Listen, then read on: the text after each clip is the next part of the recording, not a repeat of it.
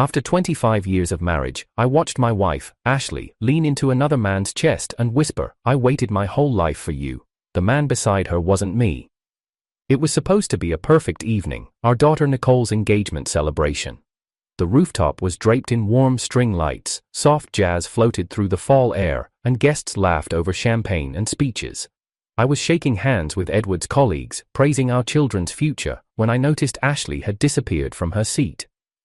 She was gone long enough to bother me, not long enough to justify the storm that followed. I found them in the dimly lit private lounge just below the main event. Edward, my daughter's soon-to-be father-in-law, had his hand on Ashley's waist. Her fingers traced the edge of his collar like it was familiar terrain. Their faces were inches apart. She was smiling the way she hadn't smiled at me in years, soft, reverent, full of something that hurt to look at. "Ashley," I said. My voice didn't rise, but it cut the air like glass. She didn't flinch, she didn't let go of him. Instead, she looked at me with a strange peace in her eyes, like a weight had finally lifted. "I never stopped loving him, Joseph," she said. "You were always the stable one. But Edward, he was the one who made me feel alive." I didn't speak. I couldn't. My fists clenched at my sides, but I didn't move. All I could hear was the muted echo of Nicole's laughter above us, unaware of the fracture forming beneath her celebration. I had sacrificed a lifetime to build this family. Every decision I made was to hold us together. And here was Ashley, tossing decades aside like they were dust on her shoulder. Edward stepped back, uncomfortable now that the weight of reality was pressing in. "Joseph, I didn't intend for this." "Don't," I said, quiet but final. I looked at Ashley. "Not here, not tonight." Ashley's expression didn't shift.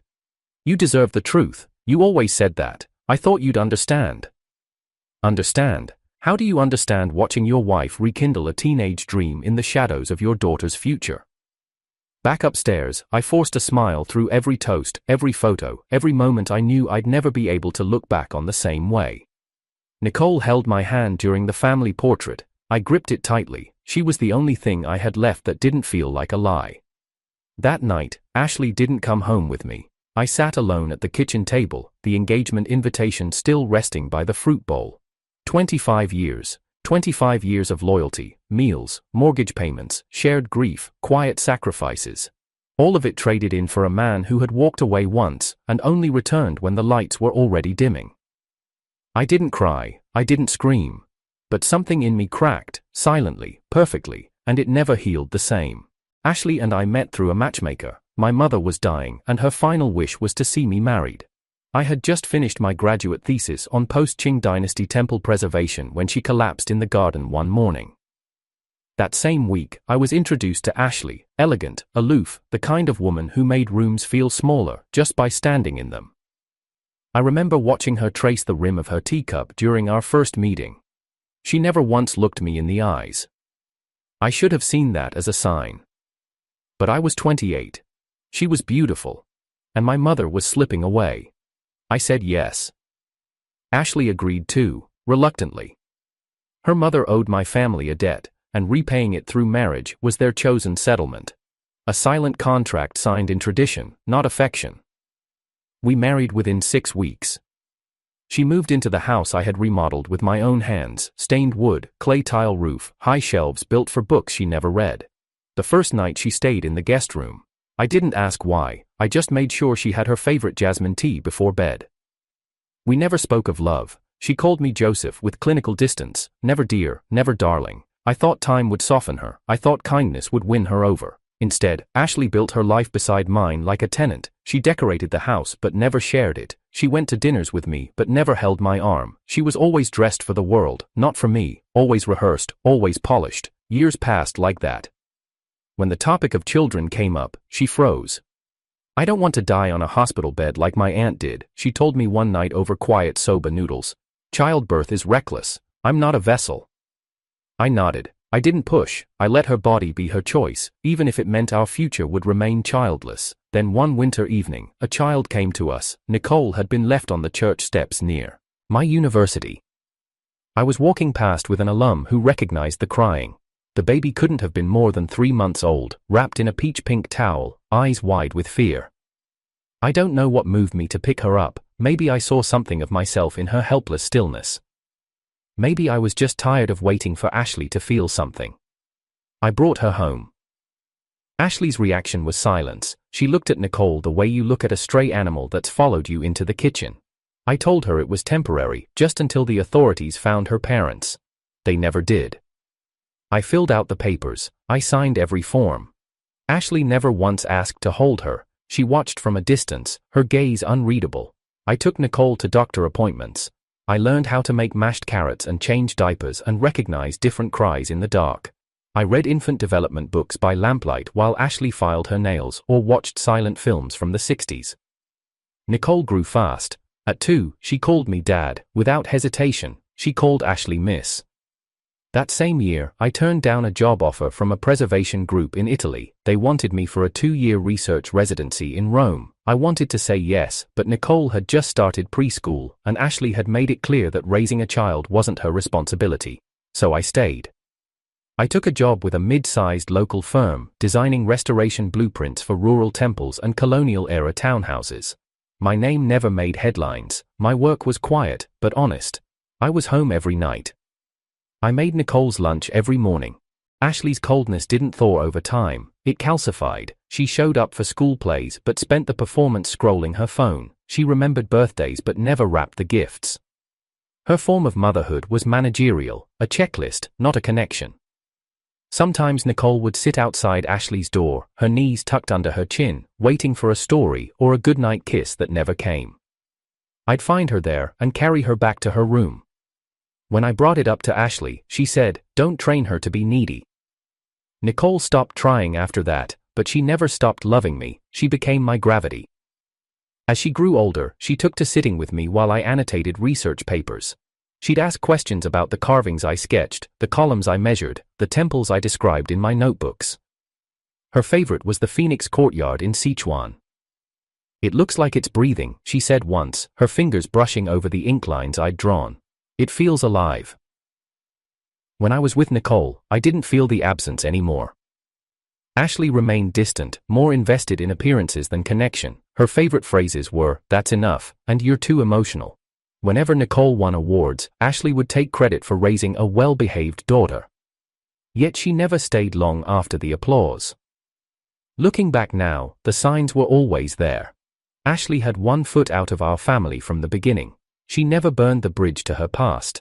I just refused to look in that direction. She kept in touch with old classmates, old cities, old flames, Edward being one of them. I remember once finding an old photo tucked between the pages of a travel book she never read. Ashley and Edward, high school aged, arms slung around each other, her smile wider than I'd ever seen it in real life. When I asked her about it, she said, "You're being dramatic, it's from a different life." I didn't. I'd ask again. I swallowed those small betrayals like cold tea, unpleasant but familiar.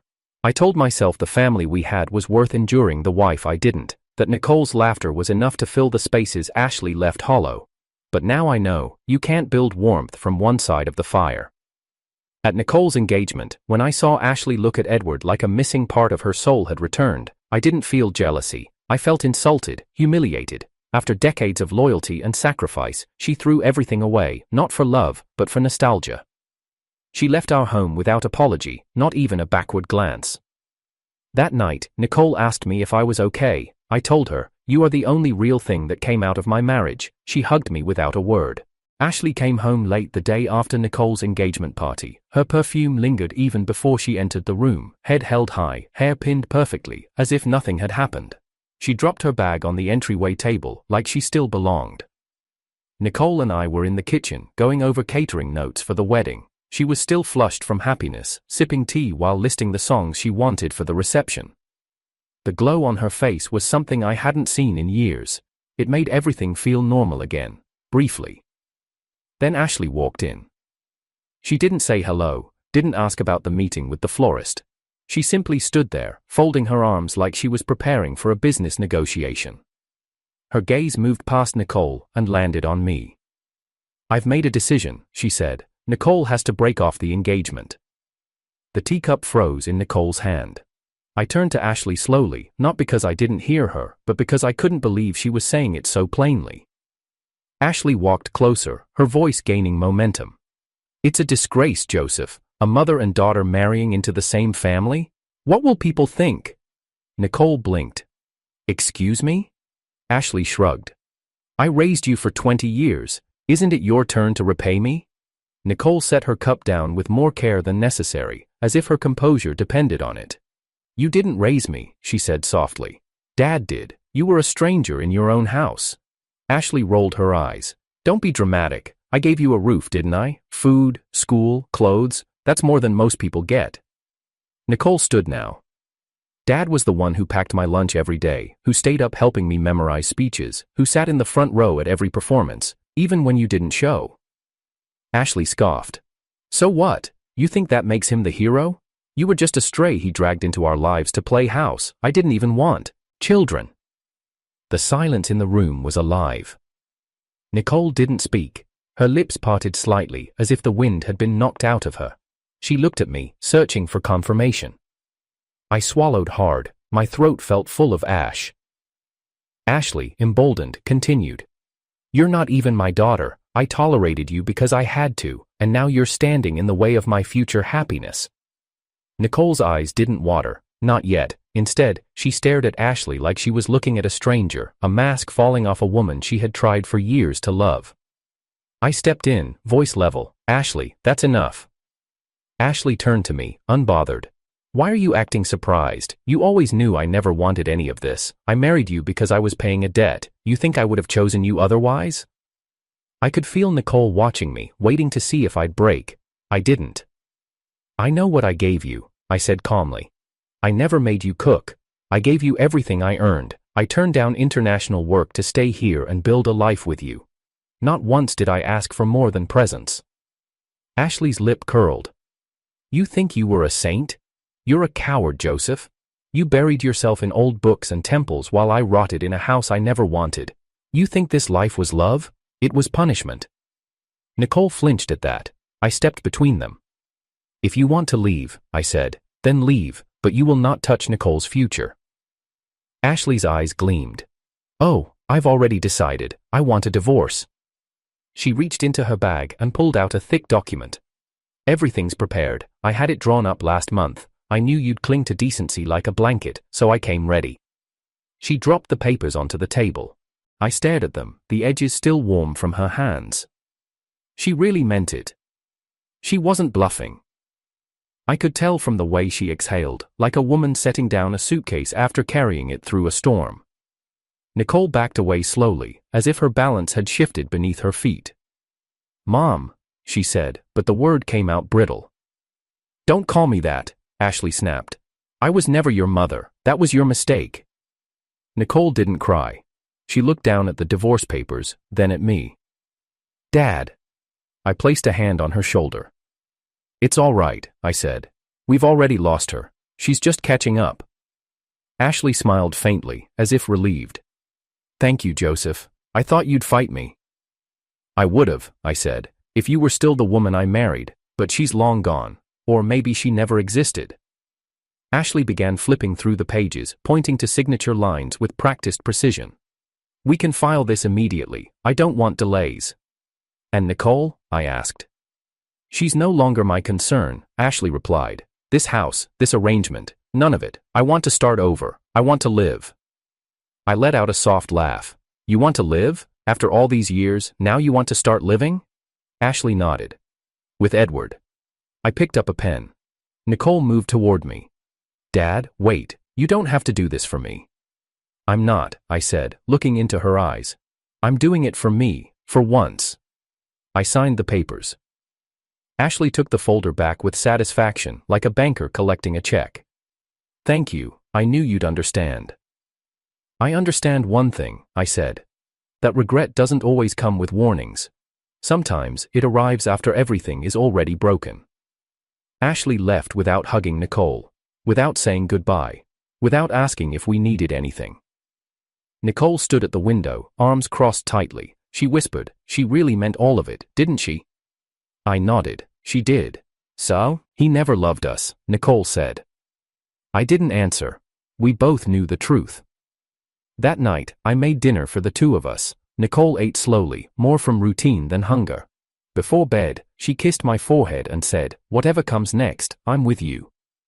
I held her hand and said, "Then we'll be fine."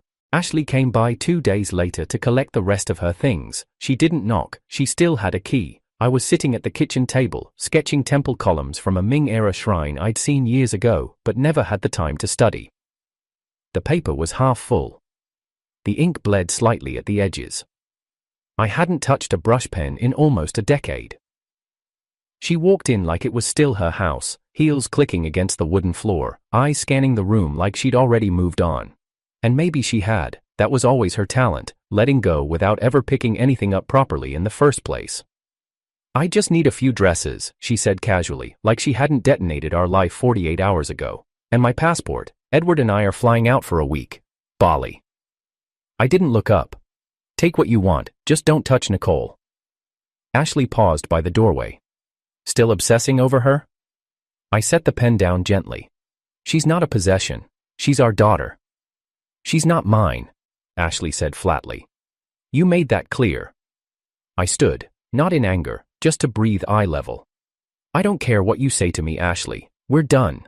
But if you interfere with her future, her marriage, her peace, I will fight." Ashley tilted her head. "Fight? That's new?" "No," I said. "You just never gave me a reason before." She raised both hands in mock surrender. "Relax, I already told you, I'm not interested in clinging to a life I never wanted. Nicole can marry whoever she likes. I'm not wasting energy on that." "Good," I said. Ashley pulled her suitcase from the hall and gave the house one last indifferent glance. "Honestly, you should be grateful. Now you can finally go off chasing ruins again." "Maybe I will." She chuckled. "You're not the type." I didn't answer. She left, the door shut behind her with a weightless click. Nicole came home that evening with her usual quiet presence. She could always sense shifts in the house. When she saw the empty coat hooks and the stack of signed papers on the hallway table, she didn't ask questions. She just exhaled, one long, trembling breath that said more than any words. We ate in silence that night. Halfway through her rice, she said, "You didn't have to do it for me, Dad." I looked at her gently. "I didn't." She met my eyes, confused. "It's time I stopped living for someone else," I said. "I want to live for me now." Nicole didn't cry. She reached across the table and squeezed my wrist. "Then do it, please." The next day, I opened a box that hadn't been touched in 12 years. My research notes, photographs, field sketches, the unfinished manuscript I'd started before Nicole came into our lives. I'd written nearly 70 pages on courtyard acoustics and the philosophy of symmetry in Song Dynasty design. I read my old sentences like they belonged to someone else, someone brighter, someone braver. I started again. Mornings became mine. I'd wake before dawn, walk the nearby park, sketch outlines from memory. I reached out to an old colleague from the Department of Historical Preservation. He remembered me, said he'd been waiting for me to return to this work, offered a part-time consulting gig. I didn't hesitate. Meanwhile, Nicole flourished in her own way. She began preparing for the wedding with quiet confidence. She chose her own vendors, handled scheduling, even navigated Edward's side of the family without needing me to intervene. She had grown into a woman while I wasn't looking. Once a week, we sat on the porch with hot tea, no TV, no phone, just updates. She told me about venues and flower colors. I told her about ancient burial roofs and ink-washed drafts of water temples. Somehow, it all made sense together. I could still see the hurt in her when she said Ashley's name. She rarely did, only when necessary. One afternoon, she said, "She hasn't called." "She won't," I replied. Nicole nodded slowly. "I think I kept hoping she'd turn back, just once, like, realize something." "She never turned toward you to begin with," I said. "It's hard to turn back from a direction you were never facing." Nicole looked at me then, eyes filled with something older than her years. "You're really okay, aren't you?" "I will be," I said. "I'm finally moving forward." Ashley, meanwhile, had moved in with Edward. They posted photos, sunsets, beaches, champagne flutes, all filtered, all hollow. I didn't follow them, but word always found its way. Friends talked. The neighborhood watched. She'd tell people she was reclaiming her youth, that Edward had waited for her all these years, that fate had finally brought them together. I had no doubt she believed it, like a woman reciting a fairy tale she'd rewritten so many times she forgot it wasn't true. But I also heard whispers. Ashley grew paranoid, controlled, jealous. She set curfews for Edward, tracked his phone, slept light, woke from dreams in cold sweats. Her joy came in bursts, followed by silence. And Edward, well, he had lived free his entire life. Tying himself to Ashley was like planting a rose in cement. She wanted roots, he wanted exits. Nicole didn't comment when the cracks started to show. She focused on the wedding, she focused on me, on healing. Sometimes she'd catch me staring at the garden wall and ask, "Are you thinking of her?" And I'd say, honestly, "No, I'm thinking of limestone erosion." We laughed about it. One evening, I showed her a draft of my new paper. She read it slowly, flipping the pages like they held something sacred. "This is beautiful," she said. "It's not finished," I replied. She smiled. "Then don't stop, keep going, Ning. You've got more to give." And for the first time in years, I believed it. I began spending weekends traveling, small field visits, documenting stone decay in aging pagodas, sketching bridges hidden in overgrown bamboo. I sent my notes to professors I'd admired from afar. They responded, encouraged me, even asked me to guest lecture at a conference. Nicole insisted on buying me a new satchel. "This is what freedom looks like, Dad," she said. I carried that bag on every trip. At night, I'd return home to silence, but it wasn't lonely, it was peaceful, the kind of silence that didn't ache. Sometimes I'd pass Ashley's old room and pause, not because I missed her, but because I didn't. The house felt like mine again, so did my life. And that was enough. The morning of Nicole's wedding, the sky broke open with sunlight so clean it looked painted. The garden venue was set perfectly. White florals lined the aisle, soft blush linens shimmered in the breeze, and the scent of jasmine floated over the chairs. Nicole wore a dress that glowed in the morning light, and when she stepped out from the bridal suite holding my arm, I saw the little girl she once was, the one who used to fall asleep beside my research notes, now becoming something whole. Guests rose. The music began. We walked forward, step by step, past teary smiles and camera flashes. At the end of the aisle, Edward's son stood waiting, his face steady with love. Everything was perfect, almost, until it wasn't. Halfway through the vows, the wooden doors to the ceremony burst open. Gasps rippled across the crowd as Ashley appeared in a cream-colored dress that hugged her body in a way no guest ever should. Her hair was curled into old Hollywood waves, and in her hand, almost triumphantly, she held a plastic pregnancy stick. She strode down the aisle, unfazed by the stunned faces around her. "What's a wedding?" she said loudly, "without the mother of the bride?" I turned to Edward immediately, and he looked just as blindsided as I was. His eyes widened in horror as Ashley raised the stick like a trophy. "I'm pregnant," she announced, "with Edward's child." Silence fell, only the wind moved. Nicole didn't cry, she didn't shout, she simply turned to me and whispered, "I knew she'd try something." Ashley turned to Edward, her voice suddenly softer, sweeter, more dangerous. "Edward, you said this was fate, that we missed our first chance but we wouldn't miss it again, that our baby, our miracle, would be the proof."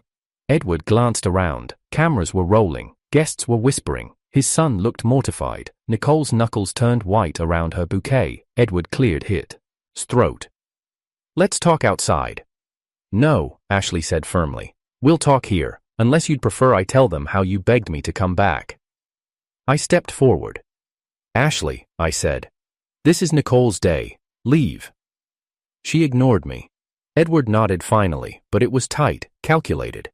"Fine, I'll acknowledge it, just not now." Ashley smiled, victorious. She turned and took a seat, front row, center, as if nothing had happened. The officiant, stunned, looked at us for instruction. Nicole nodded once. "Keep going." And somehow, it did.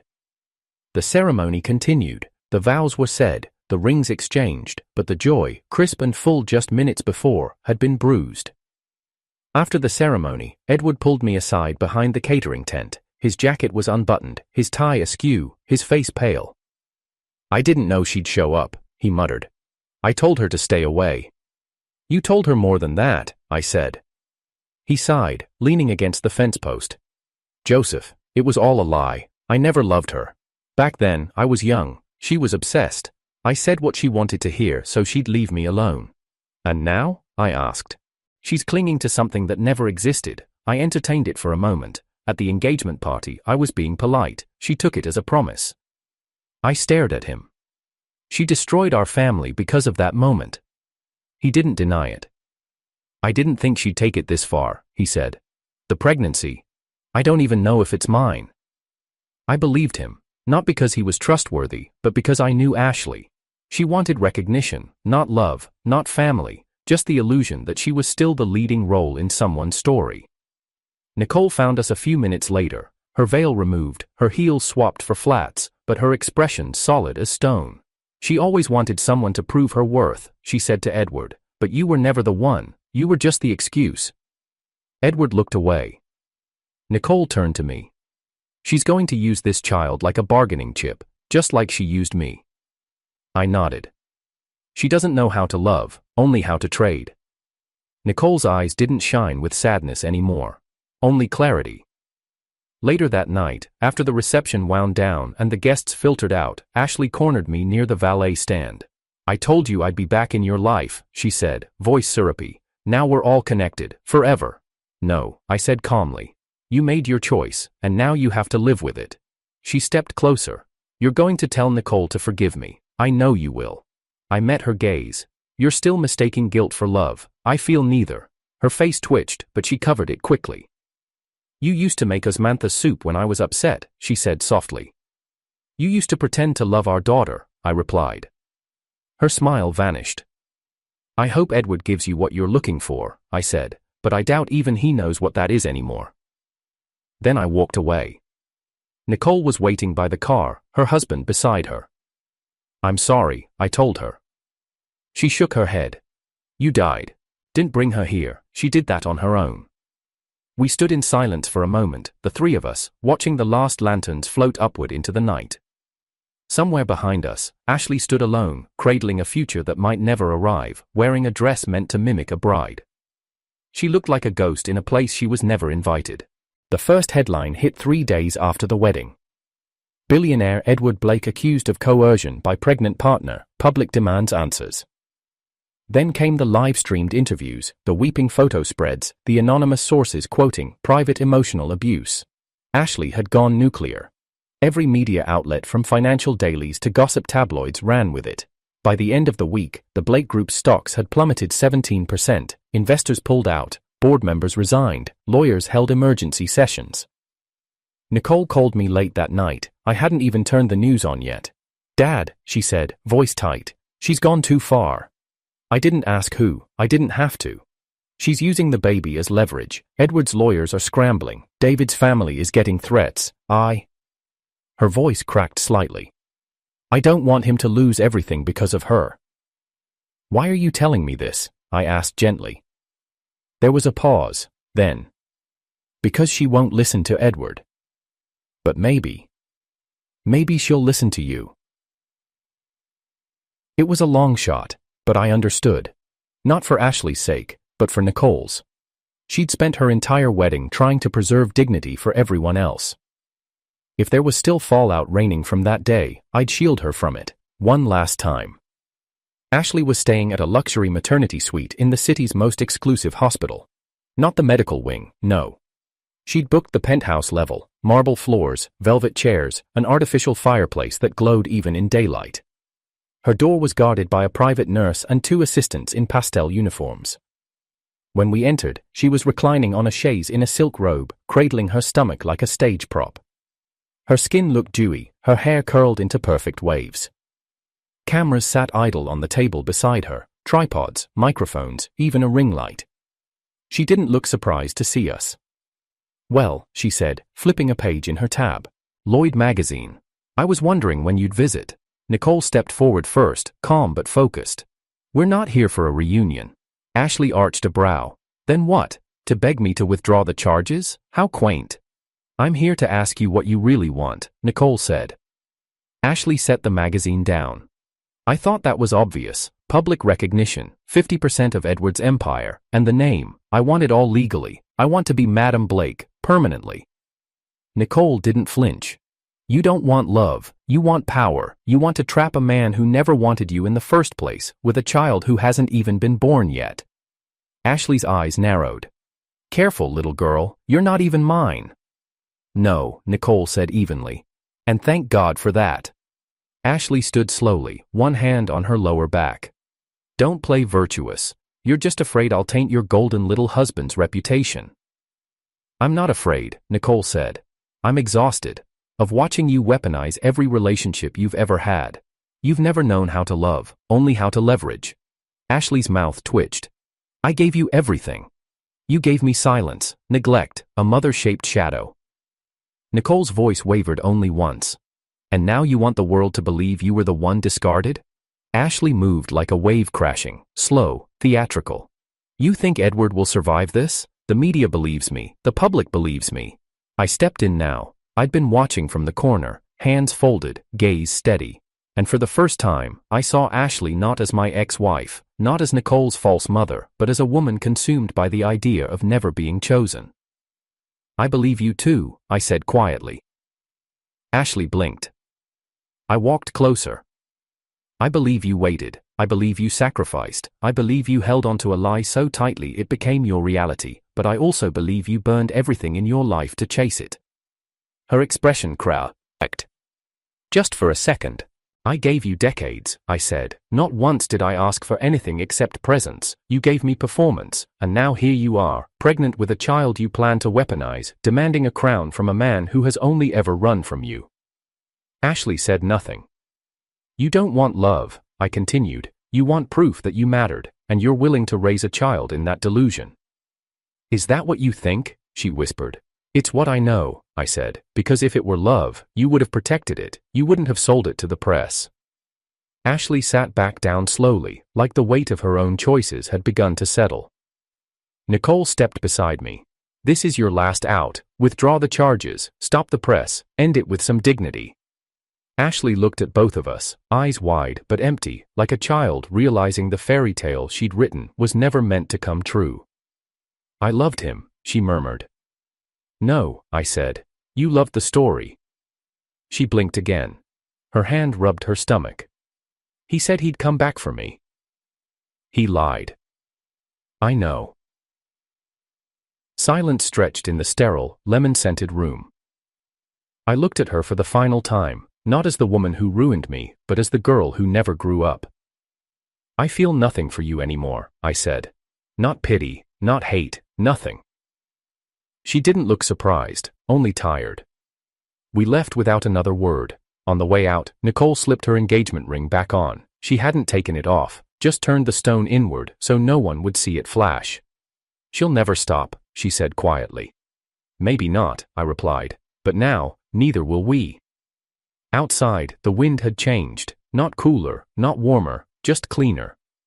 Later that evening, Ashley posted a single photo, herself, alone, smiling weakly from the maternity suite bed, captioned only with, "Some people will never understand how hard it is to be strong." Comments poured in, sympathy, hate, division. But behind the scenes, her lawyer had already begun negotiations. The charges against Edward were dropped 2 days later in exchange for a private settlement, details undisclosed. Rumors spread. Ashley had demanded stock, housing, a title, but none of it mattered to me anymore. I returned home to a desk piled with letters from architecture societies, symposium invitations, grant offers. I sat down and opened the one from the National Preservation Board. My manuscript had been accepted for presentation.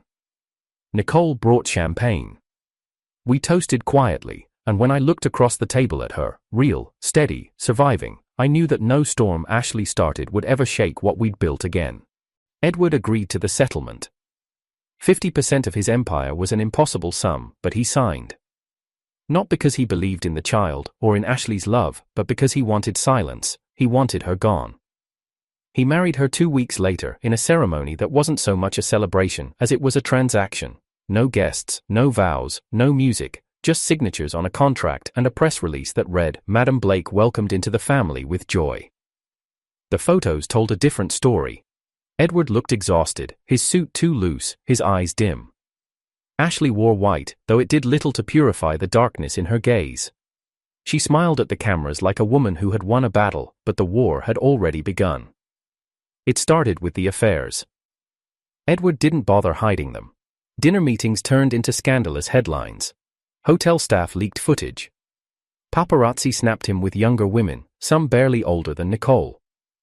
Ashley lashed back publicly, screamed at reporters, posted cryptic messages about betrayal and dignity. She started controlling his schedule, forbidding business trips, threatening to reveal new secrets. In private, the walls cracked wider. She hired staff to watch him. She installed tracking apps. She banned alcohol, phones, even mirrors in certain rooms. Rumors swirled that she'd smashed Edward's favorite antique sculpture in a rage. One headline read, "Madam Blake throws crystal decanter at husband during gala." But Edward didn't fight back, he withdrew. He disappeared from press conferences, stopped attending board meetings, retreated to his private suite while Ashley paraded through the halls, pretending nothing was wrong. Meanwhile, my world bloomed in quiet. My paper on forgotten Water Channel temple acoustics was awarded top honors at the National Symposium. I received invitations to lecture in Seoul, Prague, and Kyoto. I declined most of them. My joy was here. At Capital University, I walked the halls as an honorary lecturer, carrying Nicole's gift, a soft leather satchel with a hand-stitched compass in the flap. Students greeted me with wide eyes and notebooks. They listened, they asked thoughtful questions. They stayed after class to talk about rooflines and legends carved into stone. It was the closest thing to legacy I'd ever felt. Nicole visited often, now married and glowing in ways Ashley never had. She brought photos of their honeymoon, updates on their first home. She called me when Edward made headlines, sometimes laughing at how absurd things had become. Then one night, she called me crying. "Dad," she said, "it's Ashley, she's in the hospital." The baby hadn't made it. There had been a fight. Edward had brought another woman home. Ashley snapped, they argued, she fell, there was bleeding, panic, emergency sirens. When they arrived, it was already too late. She was in critical condition, internal hemorrhaging. Doctors didn't expect her to last the night. "She wants to see us," Nicole said. "Just us." I hesitated, then agreed. The hospital was silent when we arrived. Too clean, too cold. Ashley lay in the bed, a web of tubes and monitors tethering her to what little life remained. Her face looked pale, her lips dry. She didn't look like the woman who once threatened to ruin us all. She looked small. Hollowed out. A vessel that had burned through every last drop of fuel. When she saw us, her eyes lit up with faint recognition. She tried to smile, but it cracked into something else, regret maybe. "Joseph," she rasped, "Nicole, you're here." We said nothing. "I don't have much longer," she said weakly. "I know. This is my punishment." Nicole stepped forward, but not closer. Her arms stayed folded. "Anna," Ashley said. "Can you call me Mom, just once?" Nicole didn't move. Tears spilled from Ashley's eyes. "I'm sorry. I ruined everything. I held on to the wrong things, but now I see it. I see it all." Nicole's voice came soft but clear. "You don't want peace. You're just afraid to die alone." Ashley's mouth trembled. "Do you still hate me?" "Hate requires attachment," Nicole said. "I stopped needing you a long time ago." Ashley turned to me then, eyes wild with desperation. "Joseph, you always loved me. Please, say something." I stepped closer. "I gave you everything," I said. "Now, I give you nothing." Her face twisted, anger, pain, disbelief all flashing through in one broken frame. "You can't mean that," she whispered. "You can't." "I do," I said. "You left us long before we left you." Ashley began to shake, her voice broke. "Please, don't let me die like this." But I said nothing more. Nicole turned her back first, I followed. We didn't look back. Ashley died 3 hours later. There was no funeral, no obituary. The hospital cremated her remains. The urn was claimed by a third-party courier. It was said Edward didn't even show. Weeks passed, the headlines faded, the world moved on, but then something else surfaced. It turned out Ashley had made one final move before her death. She'd left Edward's medical history exposed to his enemies, his private files, every secret, every diagnosis, including the one he'd kept hidden, HIV. Rumors swirled about how she'd arranged for him to contract it, quietly, as revenge, a needle, a smear of blood, a carefully chosen moment. By the time it reached him, it was too late. The press buried the story, too risky, too dark. But behind closed doors, Edward's condition worsened. Then came the saint, rogue. Partial paralysis, slurred speech, incontinence. He was moved to a private nursing facility under a different name, no visitors, no statements, forgotten. Nicole told me about it one afternoon on the porch. Her voice didn't hold satisfaction, just resolve. She destroyed herself, she said, and she made sure to take him with her. And us? We survived.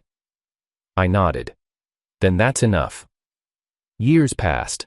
I kept teaching, publishing, traveling. Nicole had children, 2 girls. They visited often, called me grandpa. I taught them how to trace columns in sketchbooks, how to recognize age in wood grain, how to speak gently to the past. One day, the older one asked, "Did you ever love someone who didn't love you back?" I thought of Ashley, of 30 years of silence masquerading as partnership, of tea left cold, of photos never framed. Yes, I said, but I learned something from it. What? Don't confuse obsession with love. One feeds on you, the other feeds you. She nodded. She understood more than she should have. I stood up, stretched, and carried my satchel to the classroom. The bell rang. My students waited. I began again.